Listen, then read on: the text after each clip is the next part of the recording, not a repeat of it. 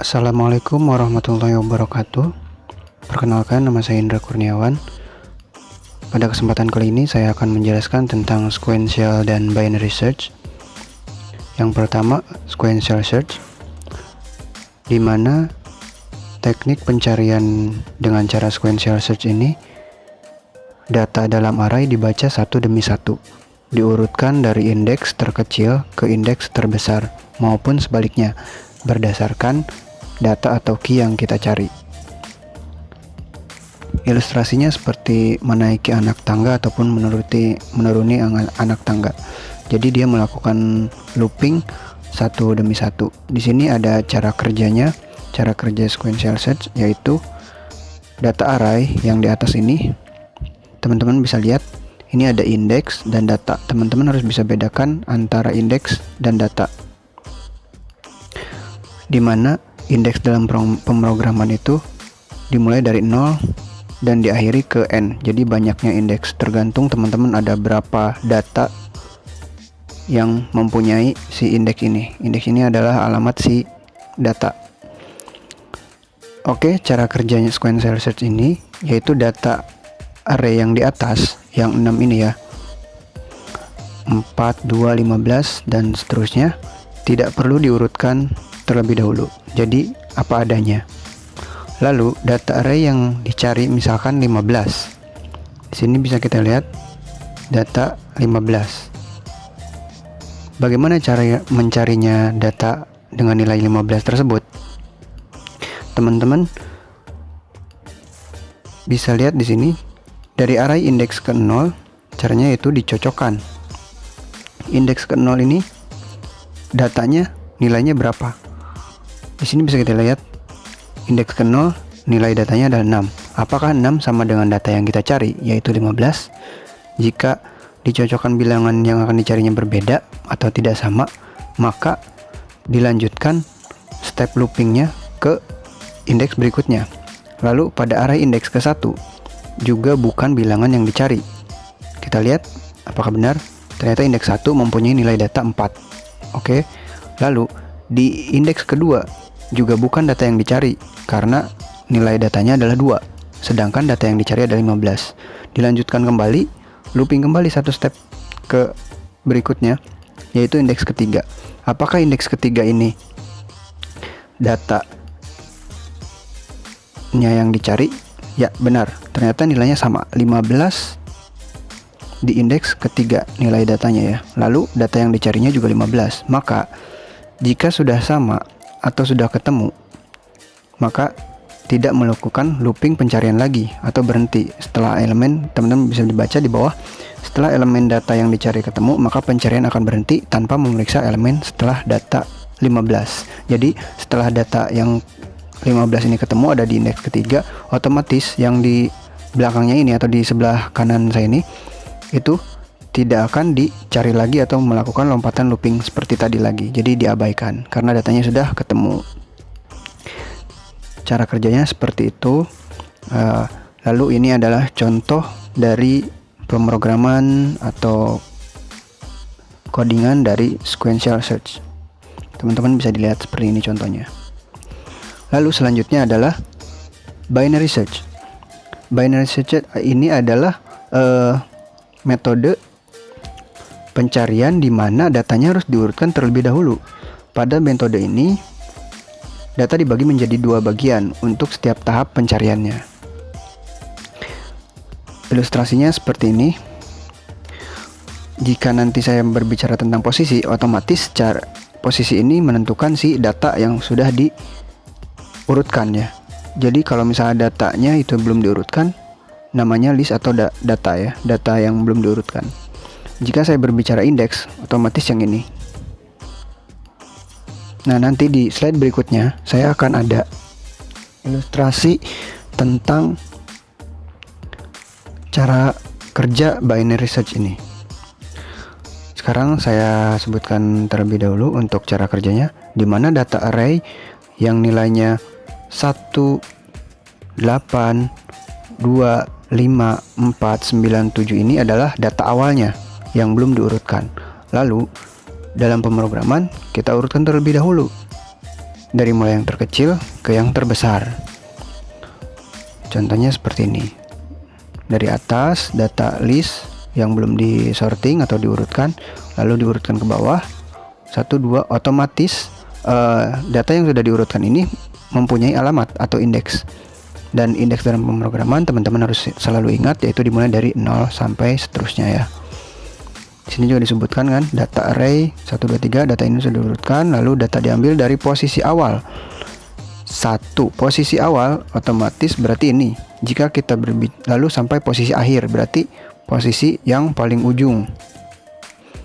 Karena di sini sampai angka 9, berarti posisi terakhirnya itu data terakhirnya adalah angka 9 ini.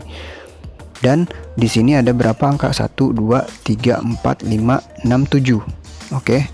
Kalau misalnya bicara posisi, berarti ini ada 7 si datanya. Tapi kalau misal berbicara dengan indeks, otomatis si indeks kan dimulai dari 0.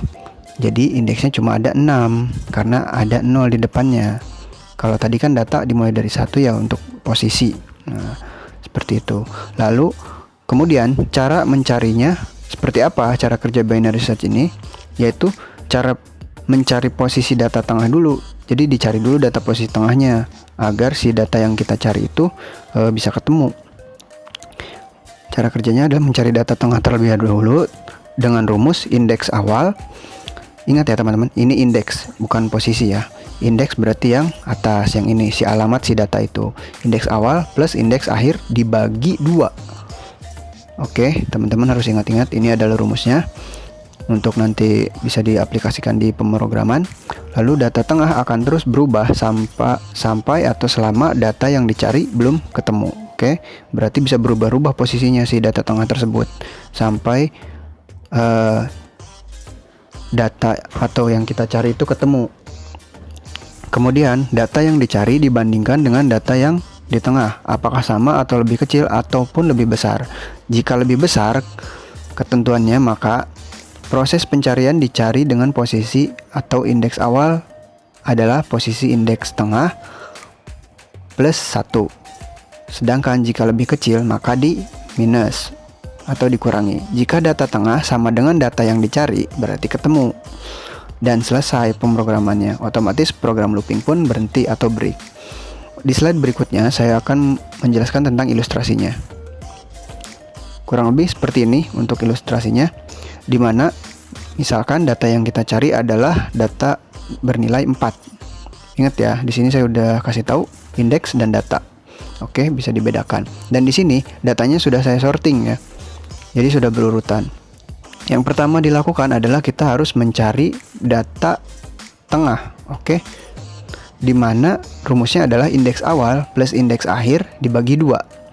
Karena di sini kita belum tahu indeks awalnya berapa dan indeks akhirnya berapa, jadi otomatis kita memulai dari yang 0 dan indeks terakhirnya adalah si n ataupun indeks yang paling ujung yaitu 6. Jadi 0 plus 6 dibagi 2 sama dengan 3. Nah, di sini kita ketemu data tengahnya. Data tengahnya ada di indeks ke-3. Oke. Di indeks ketiga ini berarti bernilaikan 5. Lalu apakah si 5 ini adalah data yang dicari?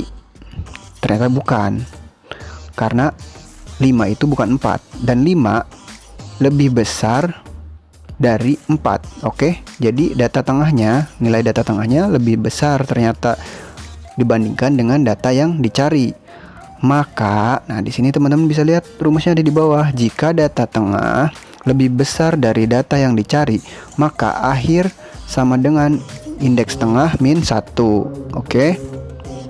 Nah, di sini indeks tengahnya adalah berapa tadi? 3.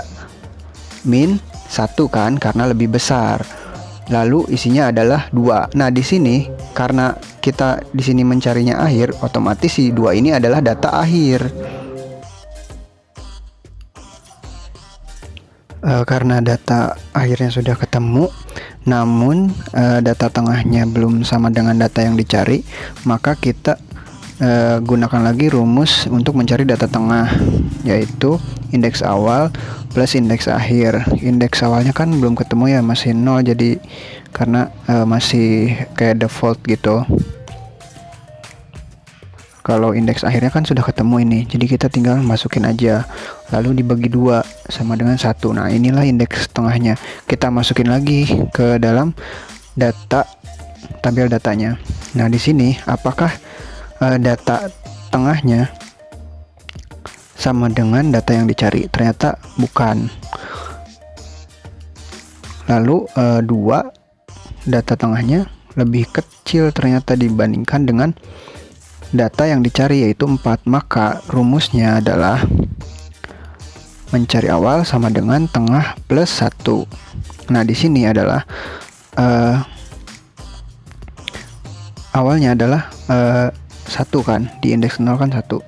Lalu plus 1 kan, tengahnya kan 1 nih, ada di indeks 1 nih. Tengah plus 1. Nah, si 1 ini kan indeks tengah nih. Ya. Lalu plus 1 kan, karena lebih kecil dari data yang dicari. Lalu isinya adalah 2. Nah, ini adalah awalnya. Lalu karena data tengahnya masih belum sama dengan data yang dicari, jadi kita masukin lagi rumus untuk mencari data tengah. Nah, di sini kan sudah kelihatan semua, udah ketemu semua ya, awal dan akhir. Jadi kita tinggal masukkan 2 plus 2, indeks awal dan indeks akhir dibagi 2. 4 sama dengan 2. Nah, ini data tengahnya. Lalu kita lihat data tengah yang berindeks 2. Apakah benar data tengah dengan indeks 2 itu adalah data yang dicari? Ternyata benar. Data tengahnya adalah dari indeks 2 adalah 4. 4 adalah data yang dicari. Dan 4 juga adalah data tengahnya. Jadi data tengah sama dengan data yang dicari. Ketemu, maka berhenti untuk melakukan looping yang kita lakukan tadi. Dan itu adalah ilustrasi untuk binary search. Dan ini adalah contoh programnya. Saya gunakan di kode blok C++ ya. Di sini kita lihat rumus-rumusnya sama ya. Di sini ada flag, lalu awal lebih kecil dari sama dengan akhir. Di sini ada ketika melakukan looping, maka ada break untuk berhenti bila misalkan ketemu datanya.